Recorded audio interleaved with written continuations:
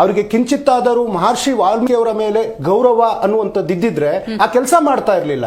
ಯಾಕೆಂದ್ರೆ ಇದೊಂದು ರಾಜಕೀಯವಾಗಿರ್ತಕ್ಕಂತಹ ಒಂದು ಕಾರ್ಯಕ್ರಮ ಅಲ್ಲ. ಒಬ್ಬ ಸಾಧಕರಿಗೆ, ಏನು ರಾಮಾಯಣವನ್ನ ಬರೆದಂತವರಿಗೆ, ಇವತ್ತು ಶ್ರೀರಾಮನ್ನ ಜಗತ್ತಿಗೆ ಪರಿಚಯ ಮಾಡಿದಂತವರ ಒಂದು ಪುತ್ಥಳಿ ಇಡುವಂತಹ ಉತ್ತಮವಾದಂತಹ ಕಾರ್ಯಕ್ರಮದ ಬ್ಯಾನರ್ನ ಹರಿದು ವಾಲ್ಮೀಕಿ ಅವರಿಗೆ ಒಂದು ಅವಮಾನ ಮಾಡುವಂತಹ ಕೆಲಸವನ್ನ ಈ ಜನಾರ್ದನ್ ರೆಡ್ಡಿ ಪಾಟೀಲ್ ಮಾಡ್ತಾರೆ.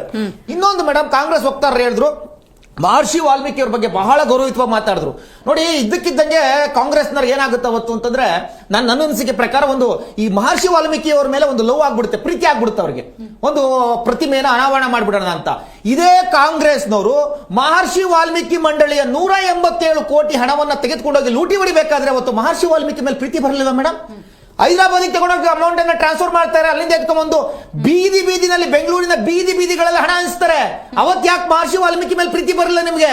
ಸಿದ್ದರಾಮಯ್ಯನವರು ಸ್ವತಃ ವಿಧಾನಸೌಧದಲ್ಲಿ ಒಪ್ಕೊಳ್ತಾರೆ, ನಾವು 187 ಕೋಟಿ ಅಲ್ಲ, ಬರೀ 90 ಕೋಟಿ ತಿಂದಿರೋದು ಅಂತ ಹೇಳಿ.